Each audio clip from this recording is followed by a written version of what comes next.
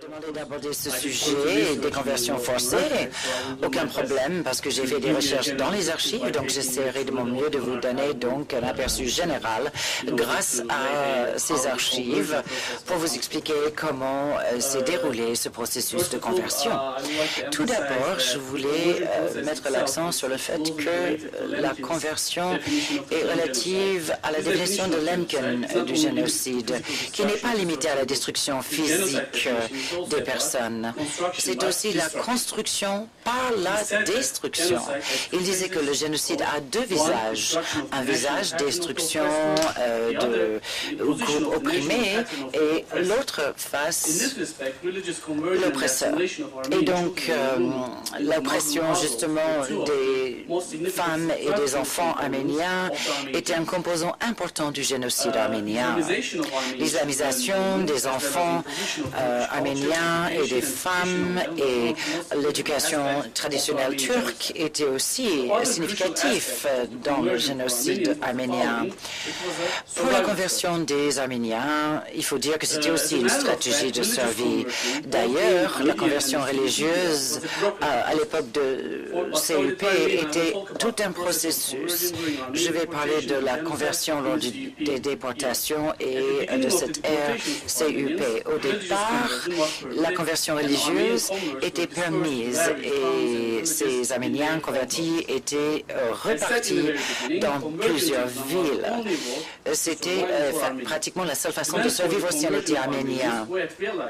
Donc, les Arméniens se rendaient compte que la déportation était la mort. Et en juin 2015, quand l'ordre est tombé par télégramme qu'il fallait accepter toutes les conversions, que ce soit collectives, individuelles, et que ces personnes soient exemptées de déportation, à condition que ces déportés étaient éparpillés à la frontière de ces régions. Donc, il y avait pas mal d'Arméniens épargnés de la déportation en raison de cette conversion et qui ont été repartis dans différents districts d'Anatolie. Par exemple, selon le district d'Absamsun, ces convertis devaient être repartis dans les provinces avoisinantes et tout ceci par ordre télégraphique le 22 juin 1915. Il y avait aussi des conversions de groupes massives. Dans un télégramme de 13 juin 1915, les autorités locales, les imams disaient que des groupes d'Arméniens devaient être considérés en cas de conversion comme des groupes de musulmans. Il était clair que plusieurs milliers d'Arméniens étaient prêts à se convertir pour pouvoir s'échapper à la déportation. Le 1er juillet 1915, les conversions étaient prohibées et ce n'était que 4 mois plus tard qu'on a permis de nouveau les conversions avec certaines restrictions. Taleb Pacha a écrit un télégramme en disant que les Arméniens voudraient dans certains cas se convertir et dans ce cas, ils peuvent rester sur telle ou telle terre, etc. En notant que les Arméniens ont pris ce choix, c'était en raison du danger pressenti. Et en fait, catégoriquement, ce n'était pas considéré aussi important par les autorités et que les déportations devaient continuer dans certaines régions, même si les Arméniens se sont convertis. C'était en juillet 1915. En même temps, les gouverneurs des différentes régions devaient faire très attention en ce qui concerne les demandes de conversion pleines uniquement afin de s'échapper à la déportation. Donc les autorités disaient faites très attention, vérifiez bien les intentions parce que sinon cela peut poser encore une menace avec ces faux convertis qui représentent une menace. En guise de l'islam, ils ne devraient pas être acceptés pour la conversion et devraient être déportés.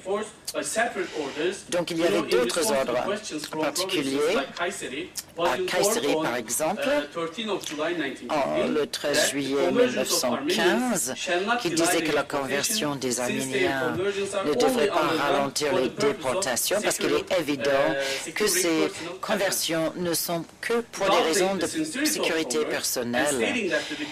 Donc, les demandes de conversion des déportés étaient considérées parfois fausses, déception de personnes qui voulaient rester en Anatolie.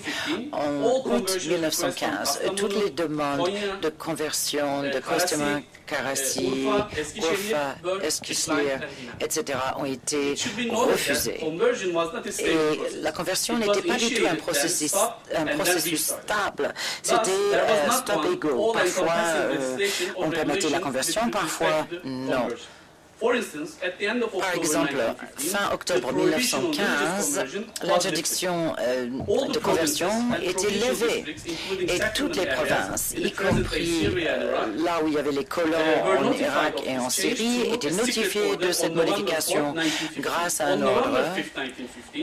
En novembre 1915, le gouvernement a émis une ordonnance réétablissant la possibilité de conversion dans le cas où les Arméniens avaient préféré rester suite à une enquête du gouvernement. Donc, il fallait passer cette enquête.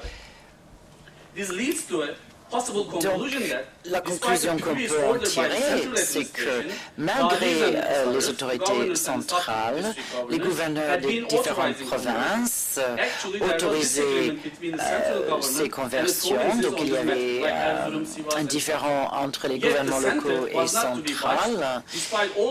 Et même si la conversion des personnes ayant été vérifiées et suite à l'enquête,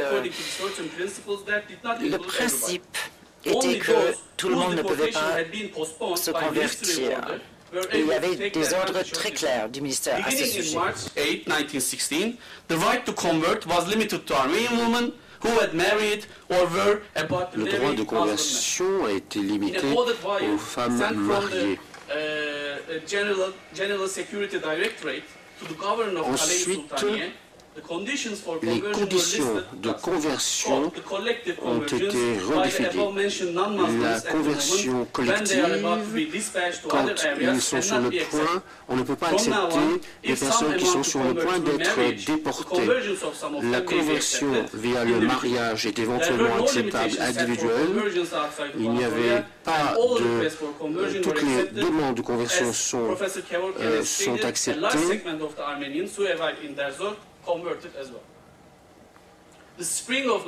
Au printemps 1916, on a vu un changement de politique pour la conversion des villageois. Les Arméniens qui restent en Anatolie et ceux qui avaient été permis d'aller en Syrie en tant que chrétiens avaient le choix.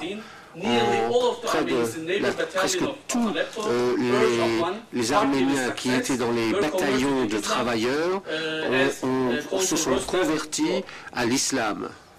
Un rapport semblable est venu d'Alep qui confirmait des informations d'autres lieux. Et la pression a été mise sur les Arméniens de se convertir à l'islam sous menace de déportation. Le 29, le consul américain à Alep a confirmé que des milliers ont été forcés à se convertir à l'islam. C'était dans les années 1960. Et le 24 avril 1916, le ministère de l'Intérieur a informé le ministère de la Justice que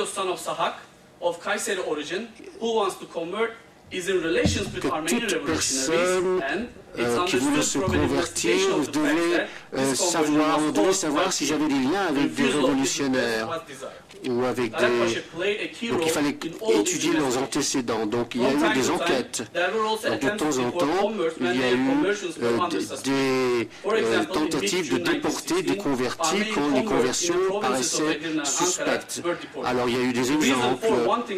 Pourquoi voulait-on déporter les convertis d'Ankara? On les soupçonnait de pratiquer en secret des rites chrétiens. Donc, même si l'autorité centrale interdisait les conversions, forcées, les autorités locales ont continué à pratiquer les conversions locales. Et les provinces ont continué à demander l'autorisation de faire des conversions forcées. Les convertis arméniens faisaient l'objet d'enquêtes, d'antécédents, et en avril 1918, toutes les provinces devaient préparer une liste détaillée avec les noms de tous les convertis arméniens, les noms des familles, leurs professions, etc. En ce qui concerne l'assimilation des enfants, cela est clair. Il est clair que ça a été structurellement organisé. Les enfants mâles et femelles ont été attribués à des familles musulmanes. Les filles ont été obligées de se marier avec des musulmans. Et des familles musulmanes ont été forcés, obligés à adopter des enfants arméniens. Donc il y a eu, ce programme avait pour objectif de favoriser l'assimilation et des commissions ont précisé que les avoirs, les actifs, tout ce qui appartenait aux enfants devait être confisqué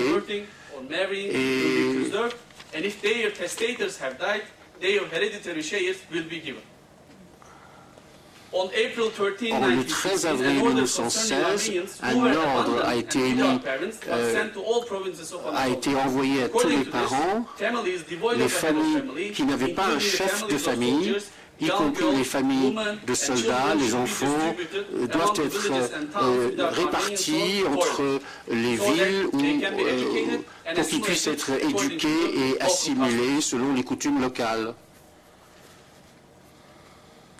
Le 26 juin 1916, le ministère de l'Éducation a lancé une politique concernant les orphelins de moins de 10 ans, des enfants qui avaient été abandonnés,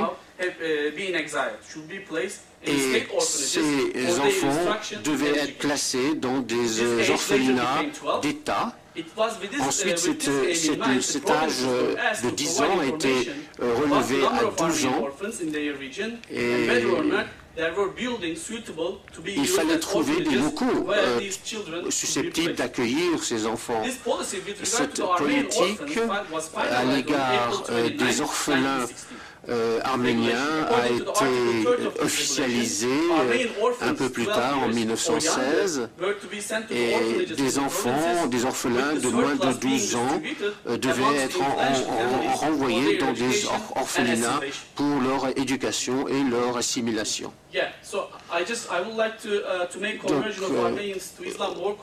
Donc, je voudrais vous donner un exemple qui est tiré du journal d'un survivant du génocide. D'après en juillet 1916, les conversions forcées ont commencé à augmenter et à Hama, en août 1916, il y a eu des conversions massives, des conversions forcées massives. Et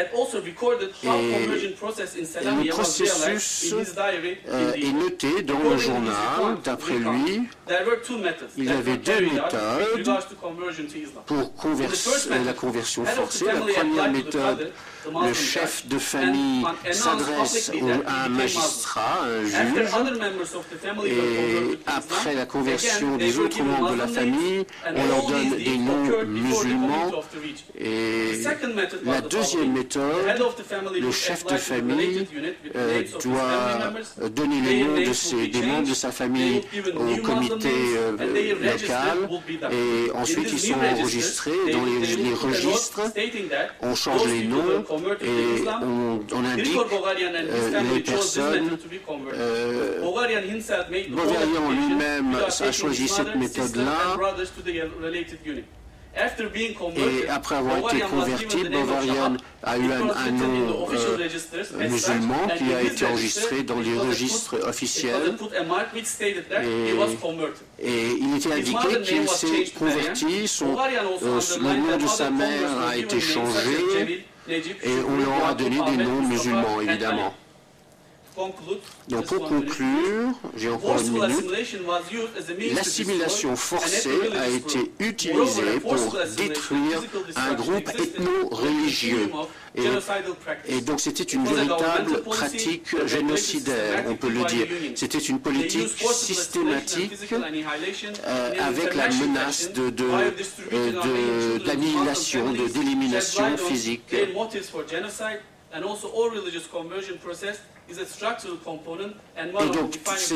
cette conversion forcée était vraiment un outil structurel, un outil fondamental. Évidemment, ce sont des voies qui s'ouvrent pour des chercheurs. Il y a encore beaucoup de travail à faire. Une grande partie du processus génocidaire, la première phase avec Raymond Kerbokyan de la déportation signifiant l'anéantissement, la seconde phase des camps et de l'extermination dans les camps, une troisième phase, en tout cas une phase qui couvre l'ensemble de ces deux phases, sur les conversions, et donc on va revenir sur tous ces points. Le professeur Orbanissian a évoqué effectivement à l'issue de la communication de Raymond la question de savoir si on était dans des processus très intentionnels ou au contraire plus fonctionnalistes. On va aussi tenter d'y répondre. Je crois qu'on peut aussi signaler le lien des trois communications avec le génocide des Juifs d'Europe. Le fait qu'une partie des déportations soit effectuée par train et donc qui montre une organisation technique plus assumée. Le fait, et là le professeur Orbanissian en a parlé, bien que des Arméniens décident de collaborer avec les bourreaux, peut-être pour atténuer ou ralentir la destruction. Et puis la question de la conversion qui est posée dans le génocide des Arméniens et qui sera réglée dans le cas de la Shoah par la destruction des enfants considérés comme inassimilables, même convertis. Et donc ce sont donc des communications, je pense, très riches. Alors je vais revenir donc successivement sur ces trois communications. Donc celle de Raymond Kerbokyan, elle a déjà été publiée dans l'ouvrage des actes du colloque. Donc je me suis basé pour faire cette discussion aussi sur ce qu'il a écrit. Il a tenté de résumer cette communication qui est très riche.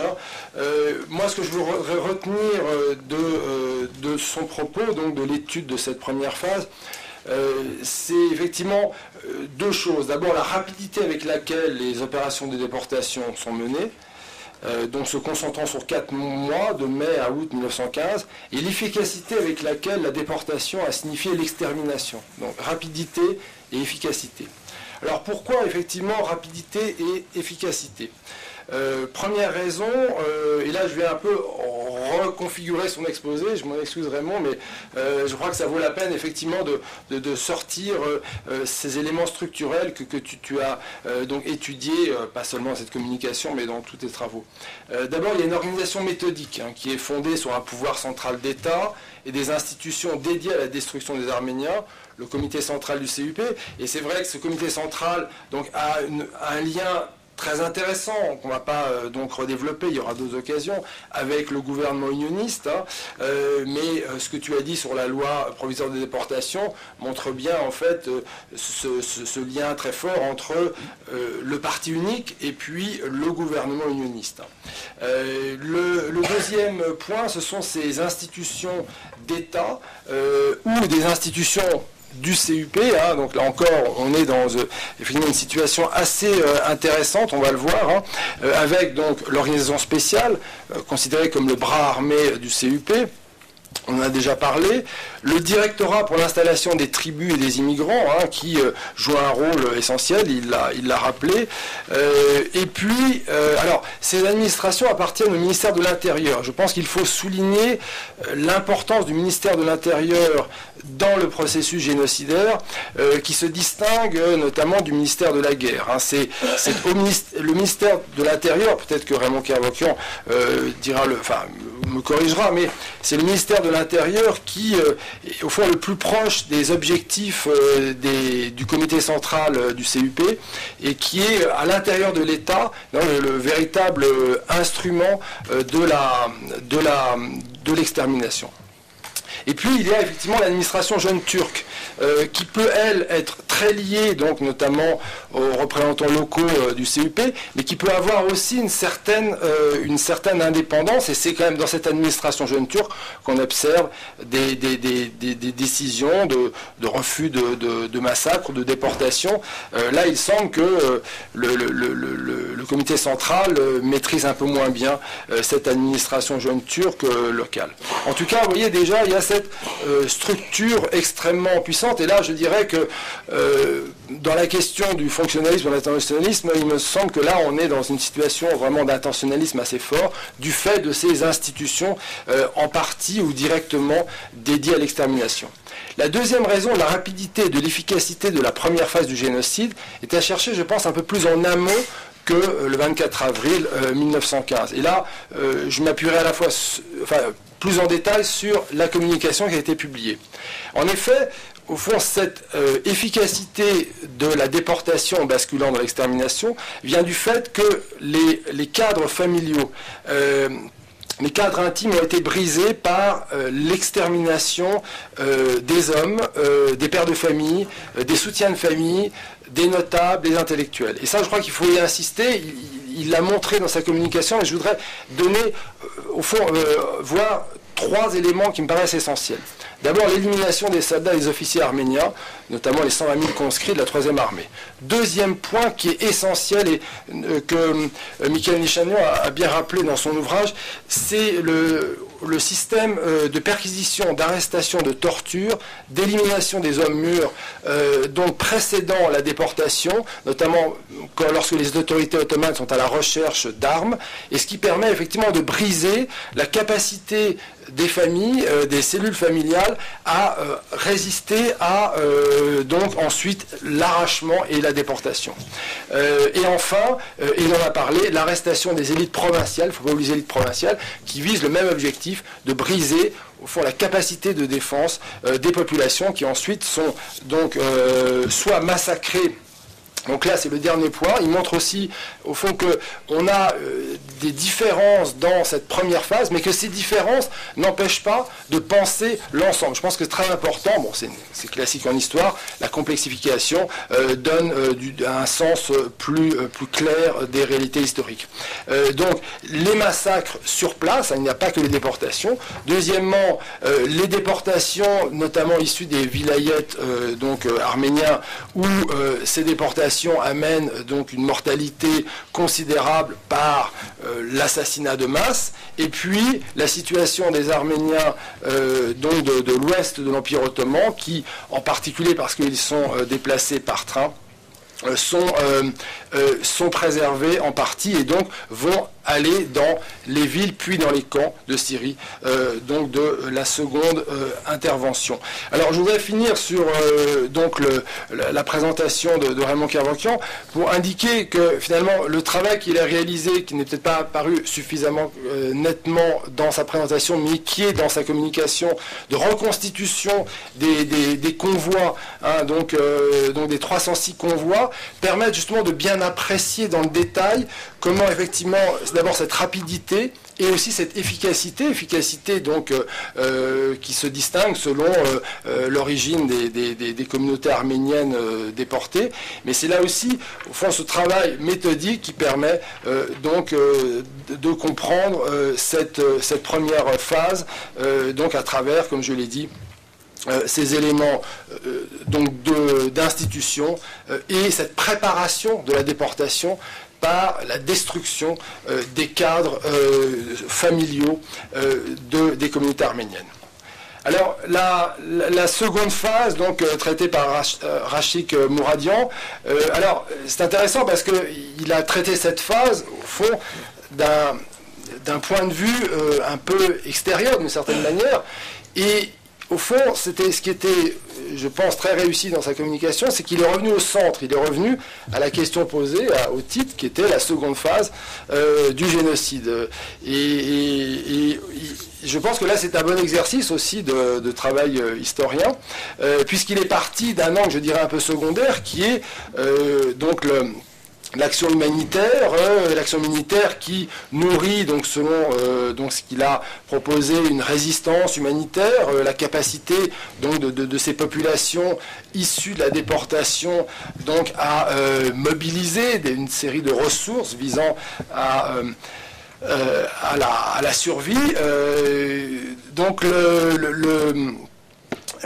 et permet justement peut-être de comprendre aussi, et je crois que c'est important de souligner l'intérêt de cette seconde phase, où là peut-être le fonctionnalisme serait plus marquant, c'est-à-dire qu'on perçoit finalement qu'autant la première phase, bon là on pourra en discuter, mais autant il me semble que la première phase est très méthodiquement organisée, autant la seconde phase apparaît donc moins bien organisée, d'abord parce qu'elle dépend beaucoup plus des autorités locales, donc qui sont là plus éloignées en plus de Constantinople, avec donc cette action des comités, soit des comités arméniens, soit des comités américains, des missionnaires, avec, c'était intéressant, au fond, c'est cette mention de l'autorisation que des prêtres puissent aller dans les camps de concentration. Donc là, effectivement, une situation un peu plus complexe dans le processus génocidaire, avec, alors là, c'est des questions qu'on pourrait lui poser. Au fond, il montre qu'il y a d'abord une phase de concentration des réfugiés dans les villes et une redéportation, donc ça c'était intéressant, hein, une redéportation vers des camps, dans la mesure où les autorités unionistes considèrent qu'il y a là un risque d'arrêter finalement ce processus génocidaire et de mettre fin donc à cette situation finalement de résistance des déportés grâce à toute une série de comportements et d'aides, à la fois, donc, on l'a dit, l'aide de ces comités, mais aussi leur propre agencement hein, dans la survie, y compris dans les camps eux-mêmes, qui sont ensuite donc ouverts pour permettre, pour assurer donc cette extermination des déportés. Alors, il est certain que cette communication ouvre beaucoup de réflexions sur la portée aussi de cette aide humanitaire. Hein. C'est aussi la question qui est posée dans le cadre de la solution finale. Hein. Qu'apporte l'action de la Croix-Rouge en face du système nazi. Donc une question effectivement posée, mais en même temps, on voit aussi que ces éléments donc, que contrôlent sans totalement contrôler les autorités unionistes, hein, là on est quand même dans des zones un peu grises et de ce point de vue-là très intéressant, permettent là d'aborder donc en profondeur cette seconde phase du génocide, tout en quand même, et là je pense qu'il faudrait souligner qu'au final, on a quand même à partir, et là, moi je vais me réappuyer sur les travaux de Raymond Kervokian, qui a beaucoup travaillé sur cette seconde phase aussi, dire par exemple, il faut rappeler qu'entre juillet et décembre 1916, en 5 mois, le préfet Salizeki procède à l'extermination de près de 200 000 déportés regroupés à Derzor. Donc, c'est toute la question, effectivement, du caractère donc, représentatif d'événements ou de situations donc, que l'on peut caractériser. Est-ce que finalement on a donc là une situation de seconde phase du génocide si tâtonnant d'une certaine manière, ou est-ce que on peut déceler donc des volontés d'État bien plus affirmées visant donc à achever l'extermination des Arméniens. Alors, donc en couvrant d'une certaine manière ces deux phases, il y a la question des conversions. Alors, c'est intéressant d'abord de repartir de cette citation de Raphaël Lemkin, parce que, d'une certaine manière, Raphaël Lemkin, et on le voit bien, pour définir le génocide perpétré contre les Juifs d'Europe, s'appuie là clairement sur le génocide perpétré contre les Arméniens ottomans, puisque lorsqu'il dit que donc les deux volets, destruction of the national pattern of the oppressed group, and the other, the imposition of the national pattern of the oppressor.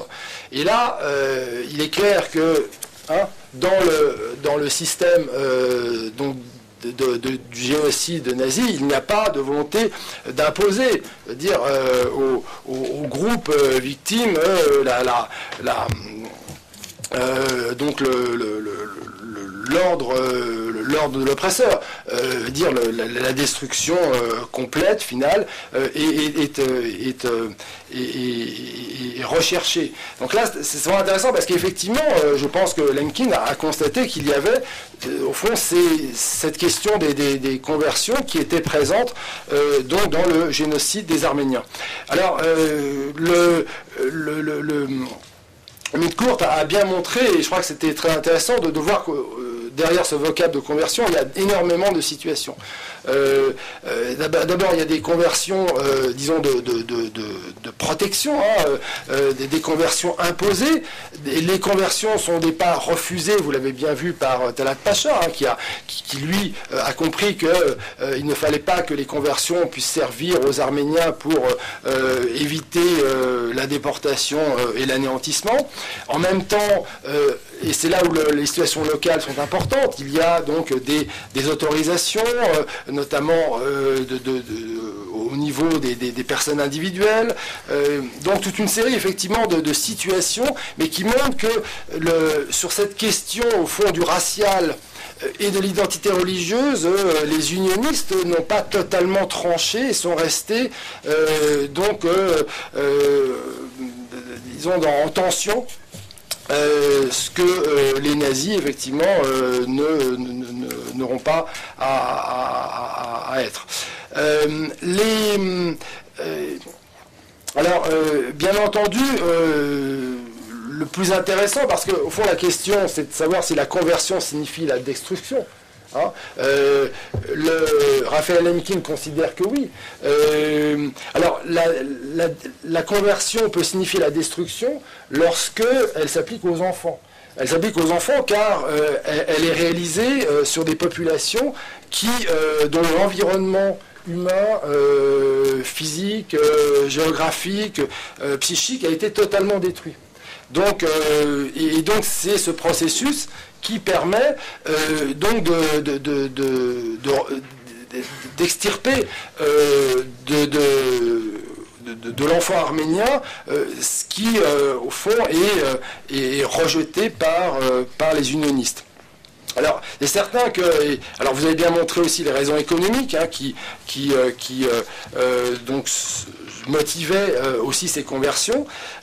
Et pour la conversion des enfants, il est bien certain, et là je pense que c'est une question que certainement le public souhaitera poser, c'est-à-dire que comment expliquer qu'en dépit au fond, de la conversion des enfants réalisée sur vraiment un environnement détruit, eh bien, il y ait c'est-à-dire ce maintien d'une mémoire qui a été très fortement montré par le très beau livre de Fethi Etchetin, et puis le travail réalisé par Ayşegül Altinay sur les petits-enfants. Donc là, c'est une question qui effectivement importe. Ça veut dire que finalement, la conversion forcée même des enfants placés donc en déracinement total, cette conversion ne mène pas totalement à la destruction. Donc je pense que c'est une question qu'il faudra qu'on se pose.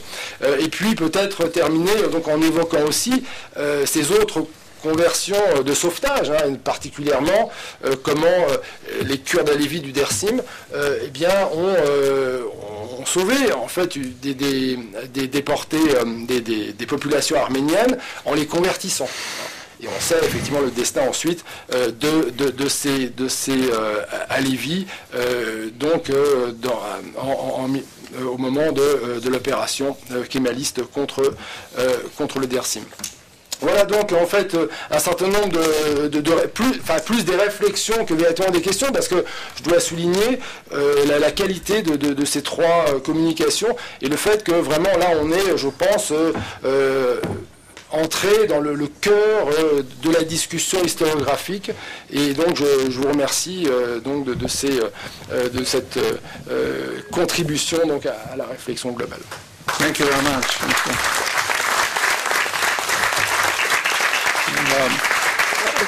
Very briefly, does any of the panelists have... Brièvement, est-ce que les membres du panel ont des réactions aux commentaires qui viennent d'être faits? Il me semble qu'il y a un élément qui est transversal pour les trois thèmes là. Il s'est passé quelque chose autour du mois de mars-avril 1916. Les conversions forcées au nord d'artisans qui pendant près d'un an ont survécu sans pression particulière, au service de l'armée notamment. Les conversions des ouvriers dans les usines d'armement de la 4e armée à Hama ou Homs, exactement à la même date. L'installation de nouveaux hauts fonctionnaires de mars à juillet 1916 dans les régions où se situent les camps de concentration, avec spécialement la nomination de Salih Zeki, donc qui va devenir le bourreau des Arméniens d'Elzorj. Cet ensemble auquel on peut ajouter un certain nombre d'observations qu'on a pu faire, comme l'arrivée d'un inspecteur général délégué par le comité central jeune turc directement sur place, avec ordre de fermeture des camps un par un, c'est-à-dire de les vider et de pousser toujours plus, c'est le sujet de Khatchig, mais je veux l'évoquer. Cet ensemble laisse à penser qu'une décision a probablement été prise vers mars ou avril 1916 de liquider les déportés arméniens qui survivaient dans ces camps. Et ça relie directement évidemment avec ce qu'a évoqué Khatchig. Et de ce point de vue, si il y a un certain laisser-faire au début, en fait c'est pas un laisser-faire, c'est précisément ce travail de résistance qui permet à plusieurs centaines de milliers de personnes de survivre pendant plus de 6 mois, qui a dû être une grande surprise au niveau d'Istanbul, et qui l'a obligé, probablement, on n'a aucun élément, aucune source qui nous dise qu'une décision a été prise à ce moment-là, mais il y a de multiples éléments qui montrent qu'il s'est passé quelque chose. Bon, je suis sûr que dans quelques temps, on verra beaucoup plus clair là-dessus. Mais l'élément résistance évoqué par Khatchig est absolument essentiel.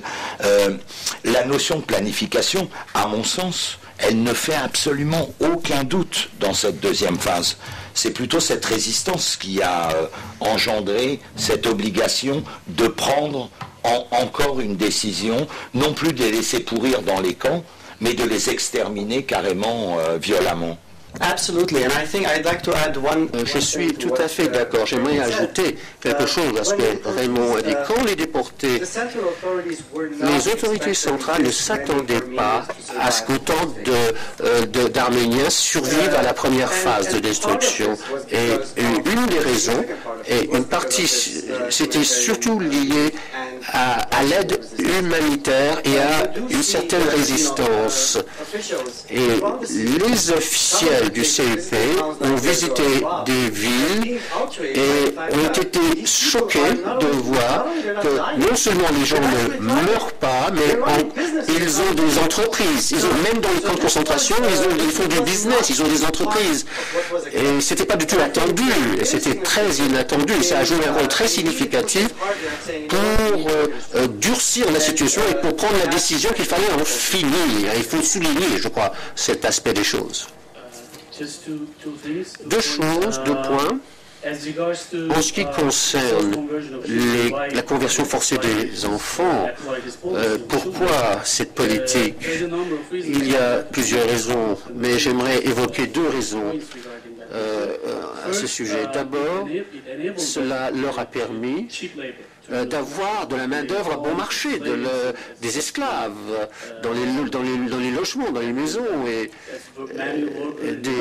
des ouvriers manuels, des travailleurs manuels. Donc le facteur économique a joué un rôle clé, surtout dans le choix, le fils ou la fille d'une famille riche qui avait péri pendant la déportation. Et les moyens financiers d'un enfant a perdu toute sa famille, et c'est la famille adoptée qui a hérité des biens, des avoirs économiques de la famille riche. Donc c'était une autre motivation, et le CUP a appliqué cette politique intentionnellement. C'était pour inciter certaines familles à adopter ces enfants, en quelque sorte. Il y a beaucoup de questions qui concernent les orphelins, le nombre d'orphelins, combien ont été convertis, combien ont été reconvertis vers le christianisme. Il y a une question, est-ce sérieux quand vous dites que 200 000 ont été tués en un mois en 1916? Est-ce que c'est une exagération ou pas? Et qu'en est-il des orphelins en Anatolie? Où séjournaient-ils? Des questions sur les élites dans les camps. Qui sont ces élites? Comment sont-ils parvenus là? Et quel est le nombre de morts, mais quel type de mort? Quelles sont les causes de mort? Est-ce qu'il y a eu du cannibalisme? Est-ce qu'il y a eu des phénomènes de cannibalisme dans les camps? Des questions sur les archives. Est-ce qu'il y a d'autres archives, par exemple le Vatican? Est-ce qu'il y a des archives intéressantes Erdogan a annoncé récemment qu'ils sont prêts à ouvrir l'accès aux archives militaires, mais il n'y a pas eu beaucoup de répondants à cet égard, à cette offre. Le nombre de convertis, leur rôle de Jamal Pacha, qui était le commandant de la 4e armée. Pour certains, c'est un héros qui a permis certains Arméniens à survivre. Il a permis des orphelins arméniens de devenir des enfants turcs. Voilà les questions. Et il y en a plein d'autres. Le rôle de Edmund von Sanders, des questions concernant les relations entre l'Arménie et les Arméniens et la Turquie aujourd'hui, et le concept de Primo Levi de la zone grise. Si quelqu'un veut s'exprimer, de précis, on peut vous en prendre quelques minutes pour vous permettre de vous exprimer. Et en ce qui concerne le nombre d'orphelins et d'orphelinage, je n'ai pas le chiffre exact. Peut-être que le professeur Kevorkian pourra nous les fournir, mais je dirais que nous parlons d'orphelinats qui ont été fondés non seulement par Jamal Pacha lui-même, on parle d'orphelinats qui ont été fondés par l'Allemagne, par d'autres pays européens, et aussi des orphelinats orphelinats qui ont dispersé à travers l'Anatolie. Je travaille. Il y avait 3 ou 4 orphelinats dans certaines villes. Il y avait des orphelinats dans d'autres villes, dans différentes parties de l'Anatolie. Est-ce qu'il y a des registres de ces orphelinats, de ces orphelins? Dans quelles conditions se trouvent les archives à Alep aujourd'hui? Oui, je vais répondre à cette question également. Et les massacres, est-ce que c'est possible? Et Jamal Pacha, je vais répondre à toutes ces questions que vous venez de me poser. Alors, en ce qui concerne les orphelins, oui, il y avait des orphelins dont il a parlé, mais à part cela, il y a aussi le fait que dans beaucoup de ces camps de concentration, en fait, plusieurs institutions qui ont été établies par des missionnaires, par d'autres Arméniens. Donc, certains centres étaient fermés et les enfants étaient déportés. Mais il y avait certains centres, à Mesquenet par exemple, où la moitié des enfants étaient déportés, où ils étaient carrément incinérés au mois d'août. Alors brièvement, est-ce que c'est possible de tuer 200 000 personnes en un mois? Ce n'était pas un mois. La durée, selon les dates, en fait, vous pouvez regarder à partir du mois de juillet, c'est jusqu'au mois d'août. Les massacres les plus brutaux, les plus cruels, d'après mes estimations, qui commencent vers fin août, les quelques dernières semaines d'août. Donc la question, est-ce que c'est possible? Je peux dire oui, je peux vous parler même du processus. Ils mettaient 5000 personnes ensemble et on ne disait pas vous allez être tués, mais qu'on va vous emmener ailleurs, à un autre lieu. Et ensuite, en route, effectivement, il ne fallait pas que les gens sachent. Ils étaient massacrés. Et suite au massacre, vous avez des témoignages des survivants. Pour être sûr que tout le monde soit mort, il y avait certains cas où il y avait quelqu'un qui venait. Il y a une amnistie maintenant. On a octroyé l'amnistie. Donc, si vous voulez, vous pouvez vous en sortir. Alors, si vous avez des doutes du nombre de personnes que vous pouvez tuer, regardez l'état de Rwanda, de l'Holocauste. Alors, répondez à la deuxième question. Oui, c'est très important parce que dans certains de ces campements, les Arméniens ne sont pas devenus des leaders parce qu'ils étaient sortis de ces camps. Le Bekti Bacha, c'était quelqu'un. Bekti Bacha, lorsqu'il a été déporté de nouveau, envoyé à un autre campement, il était personne. Parce qu'il y avait d'autres personnes qui étaient en fait plus dans la coterie, si vous voulez, dans les ferrailles. Et c'est là où les déportés commencent à l'abuser parce que c'est la personne qui le torturait dans d'autres camps. Et maintenant, il est sans protection. Jamal Pacha a une section spéciale dans ma dissertation juste pour lui. Je ne vais pas trop en parler, mais je dirais qu'il y a en fait beaucoup de littérature sur Jamal Pacha en particulier, le rôle qu'il a joué. Et je crois qu'il y a beaucoup à dire que je ne peux pas vraiment tout détailler ici. Alors, en ce qui concerne les archives d'Alep, je sais que la plupart sont numérisées et il y a des scolaires, en fait, des personnes académiciennes qui ont des copies. Je sais que les archives ont été envoyées quelque part de plus sécurisées, mais je n'en sais pas plus. Y a-t-il d'autres commentaires? Oui, encore une question sur Jamal Pacha. C'est important, il est important. Et puis maintenant, il y a des efforts pour le réhabiliter, pour montrer qu'en fait, il était bien, et tout ce qu'il a fait, il était obligé de le faire, et qu'il a minimisé